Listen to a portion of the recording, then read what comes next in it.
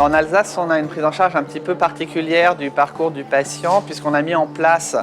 adossé à notre structure réseau qui s'appelle Alsacep. C'était initialement réservé à la sclérose en plaques, mais depuis plusieurs années, on s'adresse également aux patients NMO et MOGAD. Et l'objectif de cette prise en charge et de ce réseau, c'est vraiment d'accompagner le patient du diagnostic jusqu'à la prise en charge thérapeutique et même au-delà de la prise en charge thérapeutique, au moment des points de rupture éventuels, en cas de rechute, en cas de problème même de vie quotidienne qui ne soit pas forcément lié à une rechute ou à un changement de traitement.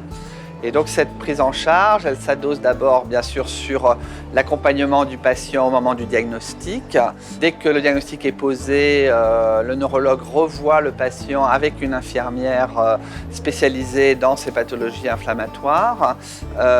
Cet entretien sert de démarrage du programme avec notamment tout ce qui est suivi d'annonce diagnostique, explication de la maladie et on ouvre la porte des perspectives thérapeutiques. Alors, dans l'ANMO, plus que dans les MOGAD, le traitement est un petit peu urgent, donc on enchaîne directement sur le choix du traitement et l'accompagnement pour ce traitement de nos infirmières. Alors bien sûr, ça dépend du type de traitement, si c'est des traitements hospitaliers ou si c'est des traitements à domicile, mais de toute façon, l'infirmière d'éducation thérapeutique va rentrer dans le circuit à ce moment-là et va suivre le patient pendant toute la première année de son traitement, avec l'initiation du traitement, un rappel au bout de 15 jours, un mois pour voir la tolérance, et puis après, bien sûr, ce suivi s'espace.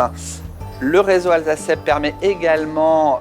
une prise en charge dans d'autres dimensions que simplement le traitement. Nous avons par exemple la possibilité d'organiser un suivi psychologique avec des psychologues de proximité. Nous avons 2 assistantes sociales à mi-temps qui permettent également de voir toutes les problématiques liées au travail, liées à l'aménagement du domicile, liées à tout ce qui peut être problème de vie quotidienne. Et puis nous avons tout un aspect aussi formation et accompagnement par des webinars, par des réunions patients, alors que l'on décline